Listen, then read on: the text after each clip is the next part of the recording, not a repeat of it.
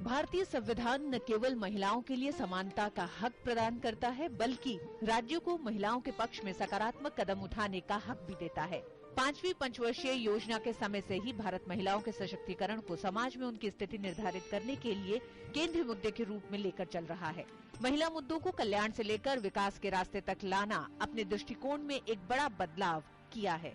लोकतंत्र की सबसे छोटी लेकिन महत्वपूर्ण इकाई है पंचायत। यहीं से शुरू होती है लोकतंत्र की पहली सीढ़ी।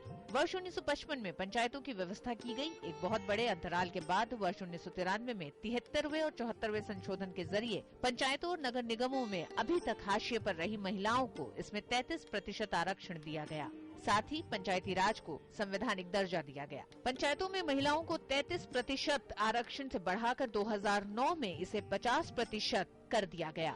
इस प्रकार स्थानीय स्तर पर निर्णय लेने की प्रक्रिया में उनकी सक्रिय भागीदारी की आधारशिला रखी गई। इस उल्लेखनीय आरक्षण का असर ये रहा कि देश भर की पंचायतों में लगभग 28 लाख प्रतिनिधियों में 36% महिलाएं विभिन्न पदों पर अपनी मौजूदगी दर्ज करा रही हैं।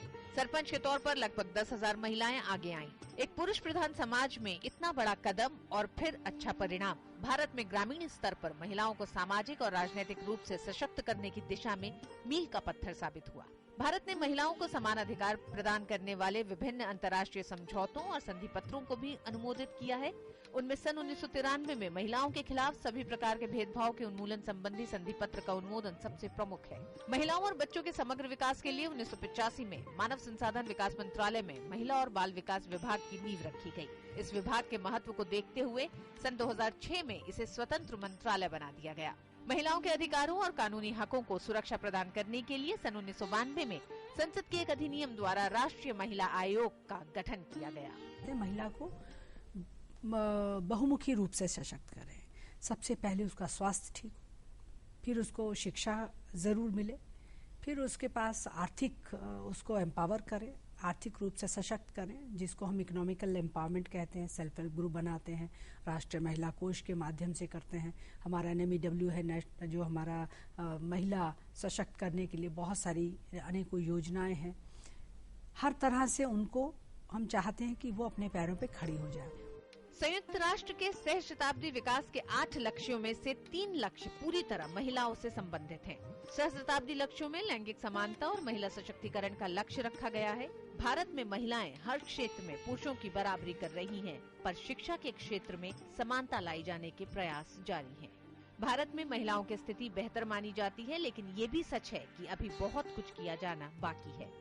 आंकड़ों पर अगर नजर डाली जाए तो सन 1951 में जहां महिला साक्षरता दर 18% थी, वहीं ये 2001 की जनगणना में 54% तक पहुंची और 2011 में ये 65% को छू सकी। भारतीय संविधान के 6 दशक से ज्यादा के सफर में महिलाओं के साथ हुए अन्याय के खिलाफ अभियान जारी रखकर उन्हें भारत में उचित दर्जा प्रदान करने के लिए कई कठोर कानून भी बनाए गए। उनमें मानव तस्करी, घरेलू हिंसा के खिलाफ सुरक्षा, बच्चों और महिलाओं के खिलाफ अपराध, कार्यस्थलों पर यौन उत्पीड़न पर रोकथाम, महिलाओं और बच्चों द्वारा भिक्षावृत्ति, दहेज मामलों में उत्पीड़न का उन्मूलन, महिलाओं और बच्चों में कुपोषण दूर करना, बलात्कार पीड़ित महिलाओं को राहत एवं पुनर्वास प्रदान करना। देश में महिलाओं की सुरक्षा को लेकर बनाए गए महिला सुरक्षा कानून में महिलाओं से जुड़े अपराधों को वर्गीकृत कर कड़ी से कड़ी सजा का प्रावधान रखा गया। वर्ष 2001 में महिला सशक्तिकरण से संबंधित राष्ट्रीय नीति की घोषणा की गई। इस बहुआयामी नीति में महिलाओं के विकास का वातावरण तैयार करने, समानता के साथ राष्ट्र के सामाजिक और आर्थिक विकास में भागीदारी सुनिश्चित करने, भेदभाव समाप्त करने, महिलाओं के प्रति हिंसा को रोकने और सभी क्षेत्रों में विकास और भागीदारी के एक समान अवसर उपलब्ध कराने का आह्वान किया गया। भारतीय परिप्रेक्ष्य में महिला सशक्तिकरण के नियामकों को सामाजिक और सांस्कृतिक संदर्भ में निर्धारित करने की जरूरत है। 2/3 मजदूरी के कार्यों को करने के बाद भी महिलाएं केवल 10% संपत्ति और संसाधनों की मालिक हैं। भूमि पर मालिकाना हक से संबंधित अधिकारों में महिलाओं के हक को जमीनी सतह पर स्थापित करने की आवश्यकता है। हिंदू उत्तराधिकार अधिनियम में संशोधन करके पुश्तैनी जमीन में लड़कियों को लड़कों के बराबर अधिकार दे दिया गया है, पर लड़कियों को इस अधिकार की उपलब्धता सुनिश्चित करने के लिए अभी बहुत कुछ किया जाना बाकी है। इसके लिए एक सामाजिक क्रांति की जरूरत है। गरीब और हाशिए पर रहने वाली महिलाओं को आर्थिक रूप से आत्मनिर्भर बनाने के लिए महिला प्रशिक्षण एवं रोजगार कार्यक्रम की शुरुआत की गई। इस योजना का लक्ष्य महिलाओं का कौशल उन्नयन, उद्यमिता कौशल का विकास, संपत्ति सृजन और उन्हें छोटे व्यवहारिक समूहों में एकजुट करना है ताकि लाभार्थी महिलाएं रोजगार सह आय सृजन गतिविधियां शुरू कर सकें। अब तक करीब 37 लाख स्वयं सहायता समूह बनाए गए हैं और 134 लाख स्वरोजगारियों को लाभ पहुंचाया गया है, जिसमें से करीब 70 लाख यानी 52% महिलाएं हैं। राष्ट्रीय महिला कोष असंगठित क्षेत्र में स्वयं सहायता समूह के तहत संगठित महिलाओं को आय सृजन के लिए लघु ऋण भी प्रदान करता है। चूँकि स्वयं सहायता समूहों का गठन महिलाओं के आर्थिक विकास के लिए किया गया है, मगर अब ये समूह उनके राजनीतिक सशक्तिकरण के माध्यम बनते नजर आ रहे हैं।